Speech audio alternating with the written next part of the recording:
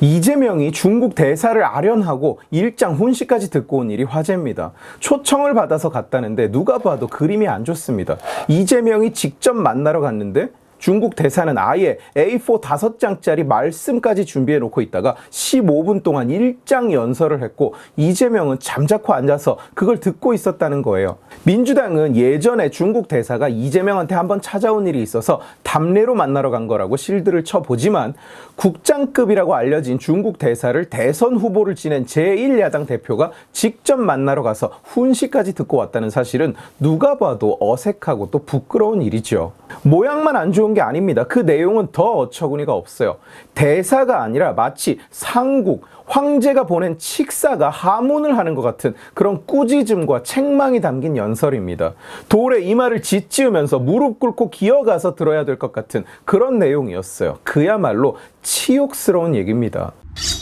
내용을 한번 볼까요? 우선 중국 대사는 일본의 해양 오염수 문제를 꾸짖으면서 이 문제에 대해서 목소리를 함께 내자, 공동 대응하자 이런 이야기를 합니다. 이 얘기는 그냥 들으면 해양 오염을 걱정하는 주변국의 우려 섞인 푸념인 것 같지만 사실은 아니에요. 세계의 원자력 에너지는 IAEA라는 국제기구를 통해서 감시와 통제를 받습니다.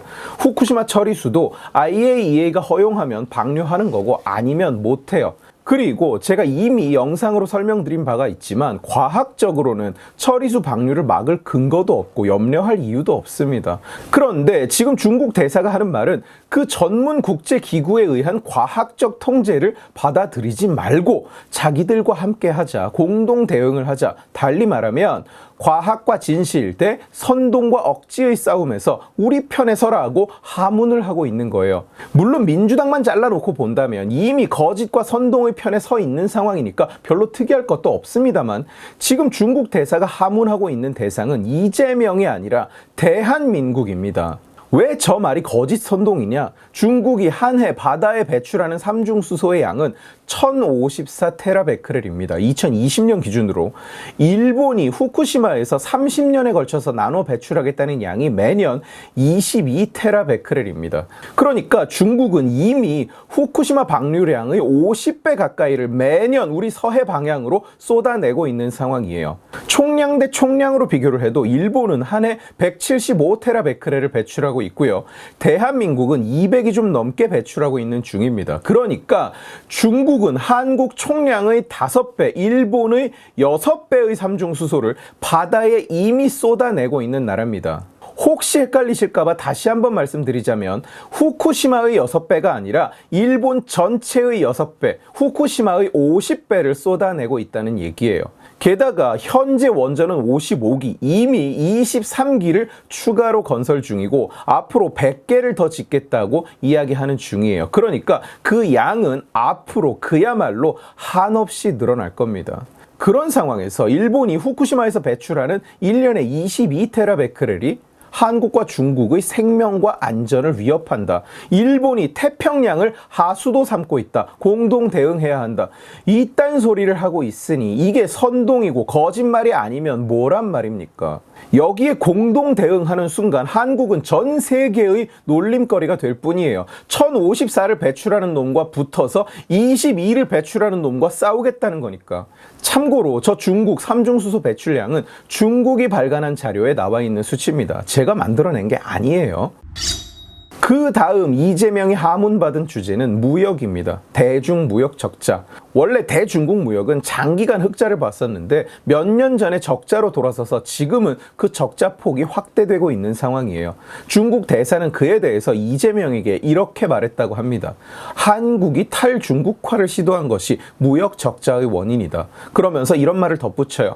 대중국 협력에 대한 믿음을 굳건히 하고 중국의 시장에 순응한다면 중국 경제의 보너스를 누릴 수 있을 것. 달리 말하면 여비서랑 어떻게 해보려다가 세상을 떠나신 어떤 시장 말처럼 대한민국이 천리마 엉덩이에 붙은 파리처럼 붙어서 오면 부스러기를 맛보게 해주마. 믿고 따라오고 시키는 대로 해라. 순응해라. 그러면 한국 접시에도 콩고물을 던져주마.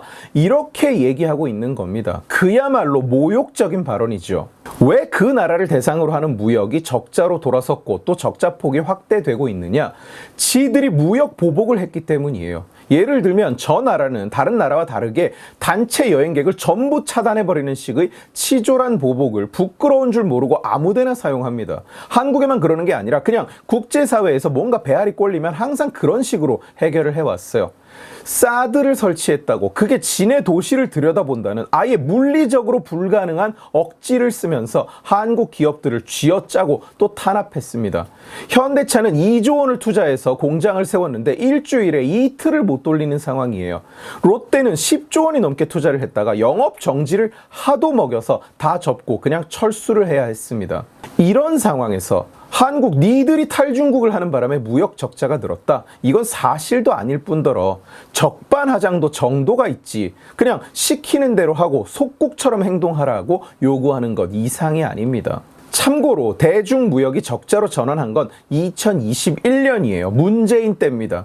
그 나라 꿈까지 꾼다는 문재인 때 적자 전환을 했다고요. 탈중국이랑 상관없다는 얘기입니다.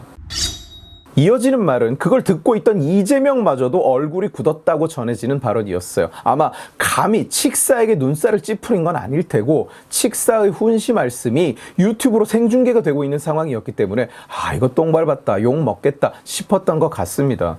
그자가 뭐라고 말을 했느냐? 한중 관계가 상한 책임은 한국에 있다. 중국을 존중하라. 미국과 중국이 싸우는 중인데 미국이 승리할 것이라는 것에 베팅을 하는 것은 잘못된 판단이고 역사의 흐름을 제대로 파악하지 못한 것이다. 외부 요소의 방해에서 벗어나라. 외부 요소는 미국을 얘기하는 거죠. 그러니까 미국과 가까이 지내지 말고 우리 쪽에 붙어야지. 니들 대한민국은 역사의 흐름을 제대로 볼 줄 모르네. 이렇게 정말로 그냥 훈계를 한 겁니다. 이재명한테가 아니라 대한민국한테. 이재명은 거기 들러리를 서고 그 말을 할 기회를 제공한 거고요. 자기들이 이길 것이라는 주장의 근거는 뭐냐? 핑핑이의 지도 아래 전 인민이 중국몽을 함께 꾸는 확고한 의지가 있기 때문이라고 합니다. 중국몽은 문재인도 함께 꾸겠다고 떠들었던 바로 그 꿈이죠. 그 꿈을 꾸고 있기 때문에 자기들이 이긴다. 한국도 역사를 똑바로 봐라. 이 얘기입니다. 아예 그냥 말 그대로 속국 취급을 하고 있는 거예요. 식민지 총독이 와서 할 법한 얘기입니다. 그리고 수령님의 지도를 받고 있기 때문에 우리가 승리한다. 이거 어디서 엄청 많이 듣던 플롯 아닌가요? 이재명은 가서 이런 얘기들을 듣고 온 겁니다. 심지어 대사 측은 보도자료도 배포했다고 해요. 외교관이 자기 말을 보도자료로 배포하는 건 굉장히 이례적인 일이라고 합니다. 훈시 말씀을 언론에 보내서 보도하게 한 거예요. 그야말로 한국을 가르치려고 들고 있는 겁니다. 이재명은 거기에 들러리를 선 거고요. 자, 그렇다면 이재명은 가서 뭐라고 떠드셨느냐? 이재명은 대한민국은 하나의 중국 원칙을 적극 지지한다고 선언을 하고 왔습니다. 대한민국이 그 나라 꿈까지 함께 꾸겠다고 선언했던 어떤 인간에 이어서 이제는 그 나라가 자기 주변 국가들을 독립된 주권자로 인식하지 않고 인권 탄압을 하는 그 명분으로 삼는 원칙을 대한민국이 적극 지지한다고 선언을 하고 왔다는 거예요. 이재명이 무슨 대한민국을 대표하는 대표성을 가진 인물도 아닐 뿐더러 지가 뭔데 대한민국은 이런다 저런다 함부로 이야기를 하는지 모르겠고 게다가 저 말은 그냥 생 거짓말입니다. 한국은 그 원칙을 지지한 적이 한 번도 없어요. 국제 외교 무대에서 미국도 그렇고 다른 자유세계 국가들 그리고 한국도 마찬가지고요.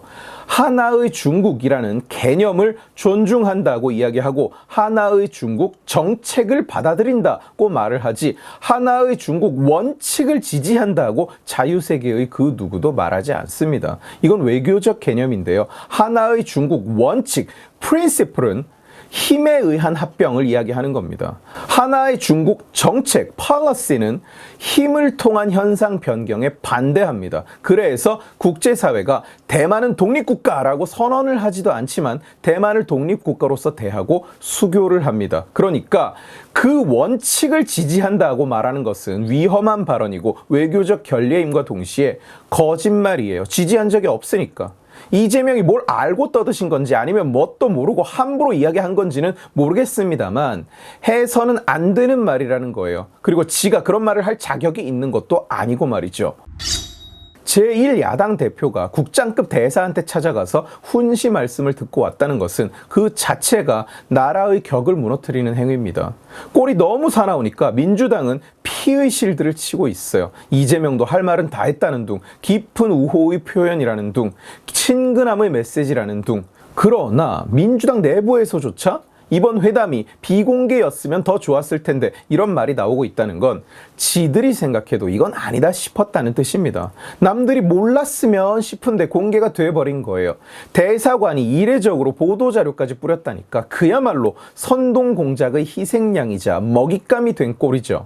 다행히도 윤석열 정부는 문제인식 혼밥 굴욕 4대 외교를 이어가지 않았습니다.